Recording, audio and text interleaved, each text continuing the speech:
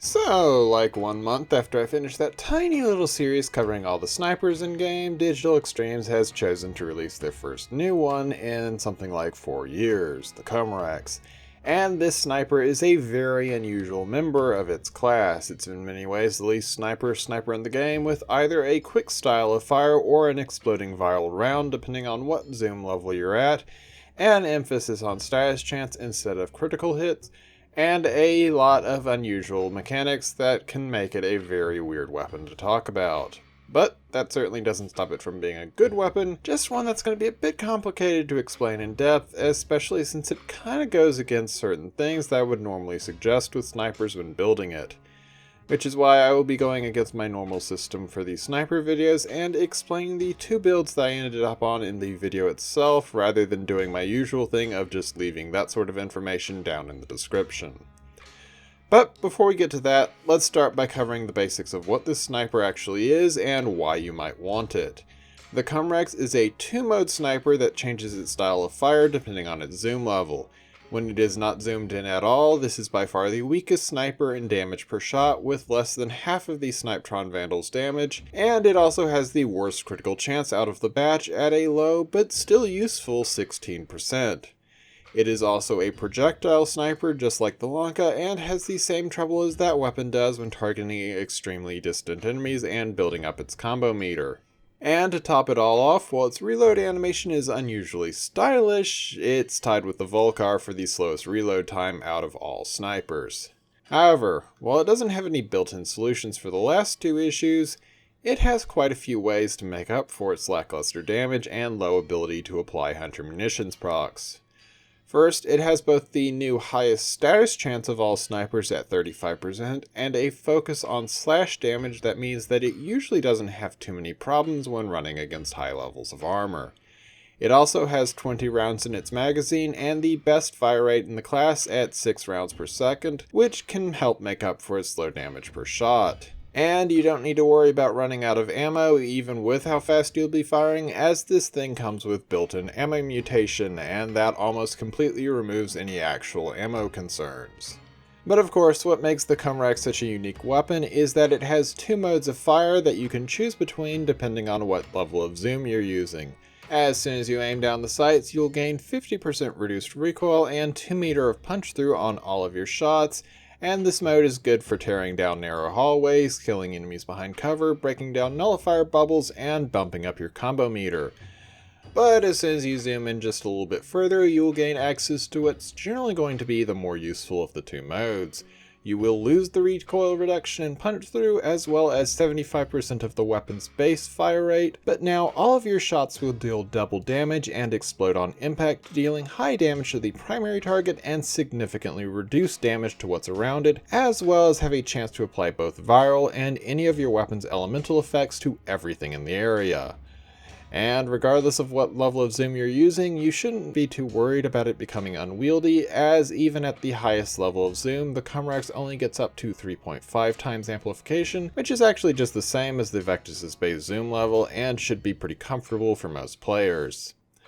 Also, yes, you can snipe yourself with that explosive bullet. This doesn't happen much since the explosion range isn't huge, and the need to zoom already kinda helps push you away from using this weapon in close range, but it's gonna be even more disgusting than usual when that one teammate decides to plant his butt firmly on your scope while you are aiming down the sights. So yeah, that's the basics of the Komorex. Like you would expect from an amalgam weapon, it's a highly adaptable sniper that you can use in a variety of situations. But while that is a pretty solid description of the weapon and should help you decide just in general whether or not you want to build it, like I said before, this thing is weird and complicated, particularly with the explosive mode, and there's some things you should know about that may change how you build and play it. To start with, it has a very harsh combo system. It has a 5-point combo meter, which means that it requires more hits to increase its damage than any sniper but the Vectis. However, unlike with the Vectis and other hit-scan snipers, you will lose points based off of your multi-shot anytime you do not land a direct hit on an enemy. Even if you hit 10 enemies with an explosion, if the actual bullet itself hits a wall or the floor or something, it'll count as a miss, and you will lose between 1 to 3 points off of your combo meter depending on how much multi-shot you currently have equipped. which, when combined with the slower base fire rate of the explosive mode, the weapon's projectile nature, your inability to gain extra points from punch through with the zoomed mode, and the Komorex not having the Lanka's 6-second fall-off time on combo points means that it can be very hard to get and keep up a good combo multiplier, especially if you are a fan of the explosive shots. However, there is something about those exploding bullets that can more than make up for one of those problems. The 75% reduction in fire rate is a flat reduction based on the weapon's normal rate of fire, and it does not affect mods. So if you give the Komorex something like Vial Acceleration, you'll have a 115% fire rate with the second level of zoom instead of being dropped down to less than 50% of your total fire rate. This means that if you are running any fire rate enhancement mods, you can start rapid firing your explosive shots, and that'll seriously help you to quickly apply multiple stacks of whatever element you're using to everything in a large AoE, especially on the main target. You see, each exploding bullet actually gives you 2 chances to proc elemental effects even without multi-shot. The explosion and the actual bullet count as 2 completely different things, and they both can carry any elemental status effects that you're using. So between that and your multi-shot, you can expect your effects to stack up really quickly. And the final unusual mechanic you should be aware of with this weapon is actually something that I sort of have just touched on, but does need to be fully explained. While you can apply normal impact, puncture, and slash procs to what you directly hit with the explosive shot, and what's around the target can be affected by your elemental effects, the explosion does not proc any IPS effects on its own, and doesn't even seem to take any impact, puncture, and slash damage from your weapon into account when deciding how much damage that AoE blast does. This means that it's very good at applying elemental effects like corrosive gas and viral, as they don't have to compete with the weapon's impact, puncture, and slash procs, but the only way for the explosive part of the shot to apply slash is with hunter munitions procs, which, let's start moving into the build info by going ahead and saying is actually an optional mod here. Yeah, this seriously surprised me, as hunter munitions is something that I consider as kind of standard on all other snipers, and I still ended up building this weapon to have a good amount of crit, which meant that it's able to use hunter munitions to a decent degree if desired. But the thing is, on most snipers, hunter munitions' purpose is actually something of a backup.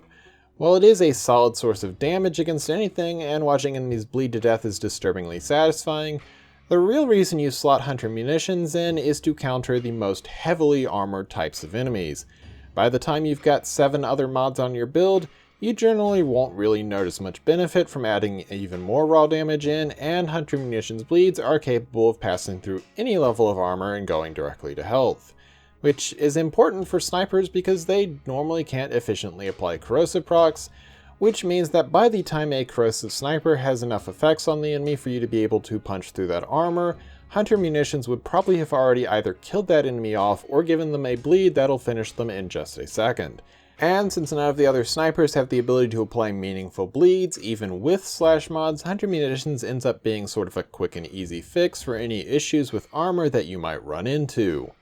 But the Komorex has both built-in bleeds and the ability to efficiently stack corrosive if it's modded for that. If you want to use the latter, the Komorex's status explosion and double hits on zoom shots, as well as its fast fire rate and high status chance, means that it's actually a fairly decent way of cutting down on the enemy's armor, especially when dealing with groups. And its slash focus and high status chance also means that it'll be causing a lot of bleed procs naturally, and while yes, those won't be quite as hard hitting as hunter munitions procs, you'll generally still be doing more than enough bleed damage to get through even high level armored enemies with the right build. So while there is a niche reason to use hunter munitions when dealing with extreme levels of armor, like what you get in content past level 100, for the most part you can sort of consider hunter munitions as being sort of built into this weapon. So now that we've gotten that explanation out of the way, let's talk about the actual builds that I ended up on. One is a general purpose setup useful against anything and at any level, and the other is an anti-armor setup for those who want to run endless missions against like level 150 plus Grineer. But the start of these builds is pretty much identical. Both setups will start with the basic 3 mods of Point Strike, Serration, and Split Chamber, as those are pretty much required on all snipers. However, then I go ahead and slot in Vital Sense for the next mod to increase the damage on all of my critical hits. Unlike most snipers, the Komorex really does need a lot of extra raw damage to make up for its low base damage, and it's better to more than double the 40% of your attacks that'll be critical hits, rather than try and improve the average with something like Infected Clip or Vigilante armaments. After that, I toss on Vile Acceleration. As I said earlier, this will give you an unusually large buff to your fire rate with the explosive shots, which also means significantly more procs and damage in the same amount of time. Those zoom shots will be by far the more useful tool in most situations, so increasing the speed at which you fire them by over 4 times is going to be rather nice. As for what goes in the last 3 slots, this is where the 2 builds that I use differ, as one is a Corrosive setup with Hunter Munitions, and the other is a gas build with Infected Clip. The Corrosive one uses Malignant Force and High Voltage with Hunter Munitions in the last slot to give you an extremely nasty weapon to use against the Grineer and other heavily armored foes. Between your slash procs, corrosive effects, and the explosive modes built in Viral, you can expect to tear through pretty much any high-level armored targets without any problem, while also softening up any nearby foes. However, the other build, which uses Thermite rounds, Malignant Force, and Infected Clip, is actually going to be the better build on average in most situations, though there are a couple of things you should know about before you decide to make this just your primary setup. First, while it tends to work well against the Grineer, even all the way up to level 150, it does start to have noticeable problems against anything past level 100 when compared to the Corrosive setup. But more importantly, because this build needs raw damage to work, you'll want to either run it with a damage buffing Warframe or try and keep at least a 2 times or higher combo multiplier up when you're dealing with anything heavily armored above, say, level 60 to 80. Which, as I said before, can be a bit of a problem with this weapon due to its harsh combo setup. However, if you can keep that multiplier up, this gas setup is by far the stronger build for the vast majority of content. Against anything at level 100 and below, including things like Bombards and Heavy Gunners, the gas setup is just as good at single target damage as the Corrosive one, and its AoE capabilities are significantly better. All that gas damage combined with the viral procs means that it deletes crowds and unarmored foes without issue, and the Komorex's built-in slash and viral is still more than enough to shred any heavy enemies that you might run into, even well into Arbitrations, ESO, or the Sortie. So while this setup can be a little harder to play at higher levels and should be relegated to just an anti-infested and Corpus setup if you have trouble keeping a combo up, if you can use it well, it's going to be the more powerful build in basically any content that the developers actually seem to want people playing. So yes, the Komorex is absolutely a good weapon. While its base stats are strange, its projectile nature and harsh combo counter can make it hard to get a good damage bonus with, and its low base damage and focus on status chance actually means that it's the worst sniper to use against the Eidolons, the Komorex is still a unique and powerful weapon that can clear all non-boss content without problems, and its ability to deal with crowds is actually far better than that of any other sniper currently in the game. As always, I hope you enjoyed the video. If you did, leave a like and subscribe, and I will see you later. Farewell.